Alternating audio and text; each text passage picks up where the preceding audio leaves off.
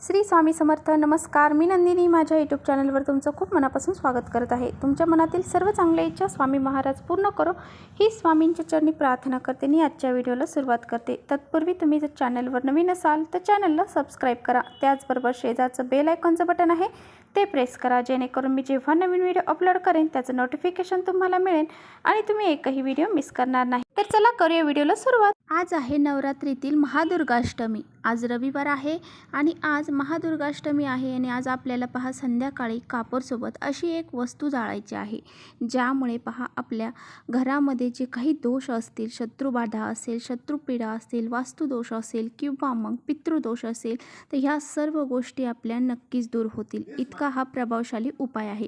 त्यामुळे संध्याकाळी आपल्याला कापूरसोबत काय जाळायचं आहे, कोणती वस्तू आहे तर ती आपल्याला संध्याकाळी जाळायची आहे, ते मी व्हिडिओमध्ये तुमच्याशी शेअर करणार आहे. त्यामुळे व्हिडिओ कुठेही स्किप न करता शेवटपर्यंत नक्की बघावा, जेणेकरून तुमच्यापर्यंत योग्य ती माहिती पोहोचली जाईल. तर बघा, आपल्या घरामध्ये भरपूर प्रमाणामध्ये नकारात्मकता असते, त्याचबरोबर घरामध्ये वास्तुदोष असतो, शत्रुपीडा असते आणि पितृदोष देखील आपल्या घराला लागलेला असतो. तर ह्या सर्व गोष्टी कशामुळे लागलेल्या असतात, काय ह्या सर्व गोष्टी आपल्या घरामध्ये असतात? जेव्हा आपल्या घरामध्ये असे काही दोष निर्माण होतात त्यावेळेस आपल्या घराची प्रगती होत नाही. म्हणजेच काय, तर आपल्या घरामध्ये खूप सारे भांडणे होतात. त्याचबरोबर जे काही आपण यश प्राप्ती करायला जातो त्यामध्ये नेमकं आपलं जे काही काम आहे ते पूर्ण व्हायला येत असतं आणि त्याच वेळेस लगेच आपलं ते काम म्हणजे ती आपलं जे काम आहे ते होत नाही. म्हणजे अशा बऱ्याच अडचणी आपल्या त्या कामामध्ये येत असतात. त्याचबरोबर आपल्या घरामध्ये लक्ष्मी प्रवेश करत नाही.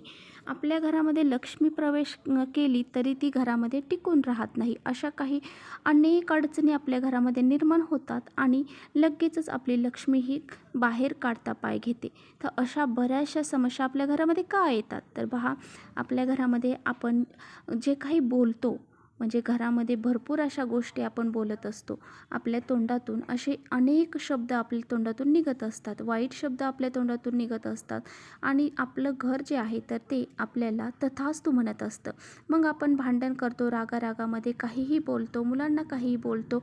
अशा वेळेस आपलं घर आपल्याला तथास्तु म्हणत असतं आणि त्यामुळे घरामध्ये भरपूर प्रमाणामध्ये नकारात्मकता निर्माण होते आणि ही नकारात्मकता म्हणजेच वास्तुदोष. म्हणजे आपल्या घरामध्ये वास्तुदोष निर्माण होतो. असे हे वास्तुदोष घरातून घालवण्यासाठी आपल्याला हे असे छोटे उपाय अशा विशिष्ट तिथींना करायचे असतात. तर आज महादुर्गाष्टमी आहे, त्यामुळे आज संध्याकाळी हा उपाय करायला कुणीही अजिबात विसरायचं नाही.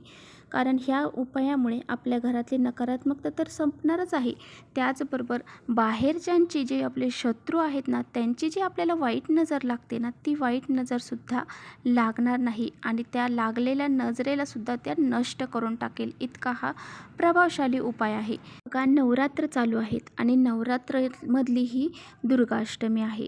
तर या अष्टमीला भरपूर लोक 9 कन्यांना पूजतात, त्यांना काहीतरी देतात आणि जेव पण घालतात. अशा बऱ्याचशा भेटवस्तू त्या कन्यांना आपण देत असतो. अष्टमीला, नवमीला, तर ह्या 2 दिवशी आपण कन्यापूजन करत असतो. ज्याला नवमीला करायचं असतं ते नवमीला करतं, काही जण अष्टमीला करतात. तर ह्या 2 दिवशी, अष्टमीच्या दिवशी आपण कन्यापूजन करत असतो. त्याचबरोबर बघा, आपल्याला आता आपल्या घरामध्ये जे काही दोष आहेत ते घालवण्यासाठी आपल्याला कापूरसोबत अशा काही वस्तू जाळायच्या आहेत. बघा, जे काही नवरात्र चालू आहे आणि ह्या नवरात्रामधल्या काही विशेष तिथी आहेत, म्हणजे पंचमी असेल, सप्तमी असेल, अष्टमी असेल आणि नवमी असेल. तर ह्या विशिष्ट तिथींना जर आपण असे उपाय केले तर हे उपाय आपले सक्सेस ठरत असतात. मध्ये नकारात्मकता शोषण्याची खूप मोठ्या प्रमाणात शक्ती असते. त्यामुळे बघा, आपल्याला भीमसेन कापूर जर आपण आपल्या घरामध्ये नसेल तर तुम्ही आवर्जून आपल्या घरामध्ये भीमसेन कापूर आणून ठेवा. असे काही उपाय करण्यासाठी भीमसेन कापराचा जर आपण उपाय केला, भीमसेन कापूर जर आपण वापरला तर त्याचं नकारात्मकता शोषून घेण्याचं काम हे जास्त प्रमाणामध्ये असतं. त्यामुळे हा कापूर जर आपण आपल्या घरामध्ये जाळला तर आपल्या घरातली सर्व नकारात्मकता ही दूर होत असते. आणि त्याचबरोबर काही वस्तू आपल्याला जाळायच्या आहेत. तर बघा, आपल्याला काय घ्यायचं आहे, तर बघा, भीमसेन कापराच्या आपल्याला 5 वड्या घ्यायच्या आहेत आणि जर तुमच्याकडे साधा कापूर असेल तर तुम्ही साधा कापराच्या वड्या घेतल्या तरी चालतील. तर ह्या वड्या घ्यायच्या आहेत आणि त्याचबरोबर आपल्याला काही लवंगा घ्यायच्या आहेत. तर लवंगा तुम्ही 5 घेतल्या तरी चालतील किंवा मग 2 घेतल्या तरी चालतील. आता बघा ह्या लवंगा आणि हे कापूर घ्यायचं आहे आणि याने आपल्याला देवीची आरती करायची आहे। तर बघा आपल्या घरामध्ये सर फिरवायचंच आहे। त्याचबरोबर आपल्याला ह्याची देवीला म्हणजे आपण जो घट बसवलेला आहे त्या घटाला हे कापूर आणि लवंगा प्रज्वलित करून त्याची आरती करायची आहे। त्याचबरोबर आपल्या देवांची सुद्धा आपल्याला आरती ओवाळायची आहे। आपले लक्ष्मी प्राप्तीचे जे मार्ग आहेत तर ते मोकळे होतात आणि आपल्याला लक्ष्मी प्राप्ती होते। आपली लक्ष्मी माता जी आहे तर तिला ह्या लवंगांचा खूप म्हणजे ही लवंग त्यांना खूप आवडतात। त्याचबरोबर या लवंगाचं धूर आपण जेव्हा घरात करतो त्यावेळेस लक्ष्मी माता आपल्या घराकडे प्रसन्न होत असते आणि घरावर प्रसन्न होते। त्याचबरोबर आपल्या घराकडे आकर्षली जाते आणि ती आपल्या घरामध्ये वास करते।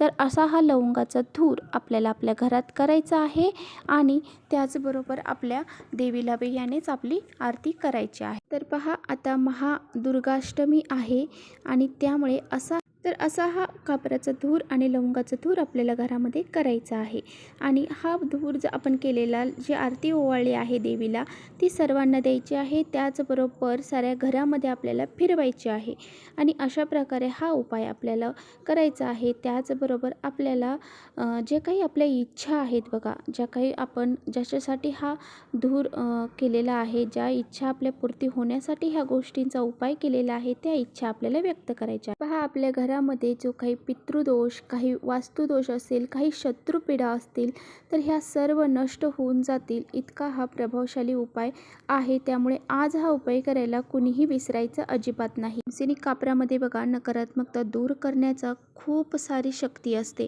त्यामुळे असा हा कापूर आपण यामध्ये नक्की वापरावा। तर पहा हा उपाय आपल्याला आज संध्याकाळी करायचा आहे आणि प्रत्येकाने करायचा आहे। तर असा हा उपाय आपण जर केला तर आपल्याला माहीत आहे की आपण आपल्या घरातली जी नकारात्मकता तर दूर होणार आहे आणि मी जे काही तुम्हाला सांगितलं आहे की शत्रुपीडा असेल, वास्तुदोष असेल किंवा पितृदोष असेल तर ह्या सर्व गोष्टी आपल्या नष्ट होऊन जातात। पहा आपल्या त्या निगेटिव्ह बोलण्यामधून घरामध्ये निगेटिव्ह एनर्जी तयार होत असते आणि ही निगेटिव्ह एनर्जी आपल्या घरामध्ये कशी तयार होते हे आपल्याला कळत नाही। त्यामुळे आपल्या घरामधली ही निगेटिव्ह एनर्जी काढण्यासाठी हा उपाय संध्याकाळी नक्की आवर्जून करा। तर चला इथेच करते व्हिडिओचा एंड। व्हिडिओ आवडला असेल तर नक्की लाईक करा, चॅनलवर नवीन असाल तर चॅनलला सबस्क्राईब करा। परत भेटूया अशा छानशा व्हिडिओसोबत। तोपर्यंत श्री स्वामी समर्थ, जय माता दुर्गे।